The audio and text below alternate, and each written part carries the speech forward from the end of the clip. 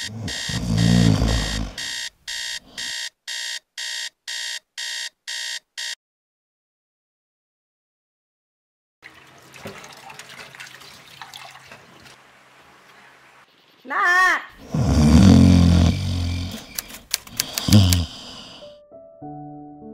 Dalam keadaan begini, di mana COVID-19 sedang merebak dengan berluasan, sebanyak 130 buah negara di mana sekolah telah tutup.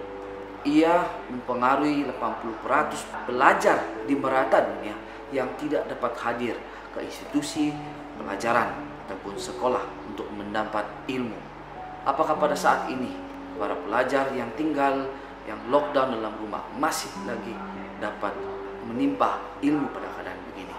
Xiao Yu yang berumur 16 tahun yang tinggal di China merupakan salah seorang daripada berjutaan pelajar yang belajar melalui internet. Gurunya akan mengadakan subjek-subjek mereka secara online. Dan di situ dia berkata, "I miss my friends. Staying at home for such a long time is so boring." Dia berkata seterusnya, "When I first learned the news about the postponing of spring semester, I was happy about the extended holiday. But now, I just want to go back to school." Christine, 15 tahun yang tinggal di Panama, dia berkata pada tahun ini dia mempunyai peperiksaan yang sangat penting dalam hidupnya. Dan ini, lockdown ini membuat dia sangat susah untuk teruskan pelajarannya karena tugasan yang diberikan dan pengajaran semua melalui online. Dan dia berkata demikian, "I would ask them not to think these are holidays. There's a reason why we are out of school. It's time for us to prepare and not to get sick." Dan dia berkata masa ini bukan adalah masa percutian. Georgie, yaitu tinggal di Amerika, Georgia, yang berumur 13 tahun. Georgie berkata, "The first week was fun. Not many things were closed. Usually I can be entertained really simply. Just give me a phone or a laptop and yeah, that's pretty much it. I will sit by myself and play games. But my mom and grandma don't really like that. They want me to be healthy, so sitting all day playing video games isn't an option." Karena dia menggunakan pun lockdown ini untuk bermain game saja. Tetapi tabiat ini sangat tidak sehat. Dan karena orang tuanya yang melarang dia, akhirnya dia mempelajari bersendirian, menimba ilmu, dan juga pada masa yang sama dia belajar untuk memasak. Para pelajar, apa yang telah Anda lakukan pada masa-masa seperti begini? Apakah Anda mengutamakan masa Anda untuk belajar dan juga meluangkan masa dengan aktiviti keluarga, ataupun Anda mengutamakan kepentingan diri sendiri saja? Dalam Alkitab, Matius 6:33, "Seek ye first the kingdom of God and His righteousness."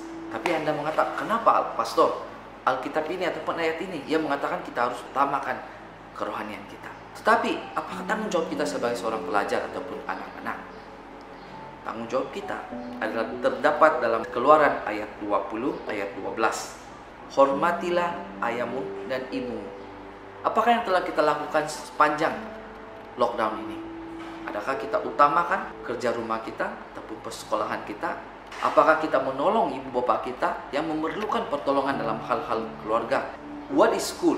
School is a place where we gain knowledge and friend, right? But how is it possible? Apakah itu mungkin pada masa sekarang? Bagaimana kita belajar? Focus on learning, be participating in class studies and homework. Okay? Ini adalah tanggung jawab kita sebagai seorang pelajar.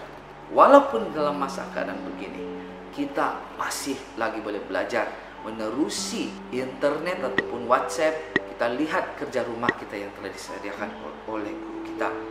Yang kedua, kita harus caring, belajar untuk memahami seorang dan yang lain. Sebab sekolah itu bukan saja tempat yang menimba ilmu. Pada masa yang sama kita jumpa kawan kita. Banyak di antara kita yang merasa sangat boring. Kita mesti stay connected. Take time to chat and care for others. Dalam Alkitab juga mengajar kita bagaimana untuk bertanya kabar kepada kawan-kawan kita ataupun care kepada kawan-kawan kita. Dalam Roma 15 ayat 1 dan 2 ada berkata, Kita yang kuat wajib menanggung kelemahan orang yang tidak kuat, dan jangan kita mencari kesenangan kita sendiri. Ayat 2, setiap orang di antara kita harus mencari kesenangan sesama kita demi kebaikannya untuk membangunnya. Yang ketiga, be a motivator or influencer. Okay. Influencer maksudnya orang yang dapat memberi kesan yang positif kepada siapa saja. Meskipun dalam keadaan begini, semua ini masih boleh berlaku. Encourage those who are weak in studies by helping them. Sekiranya dalam kelas discussion ada kerja rumah yang diberikan, kita tidak dapat lakukan, ataupun kita sudah mampu lakukan, kita minta pertolongan atau kita memberi pertolongan kepada kawan-kawan kita. Okay, encourage those who are in pain, discouraged and lost by giving them positive messages. Ini masih boleh berlaku dalam keadaan begini. Continue studying together via social media seperti WhatsApp, kita menggunakan Zoom, kita menggunakan Messenger ataupun menggunakan live, membantu kawan-kawan kita dalam pelajaran mereka. Jadi dalam keadaan begini, walaupun dalam keadaan lockdown, learning is still possible. Lockdown, but never stop learning.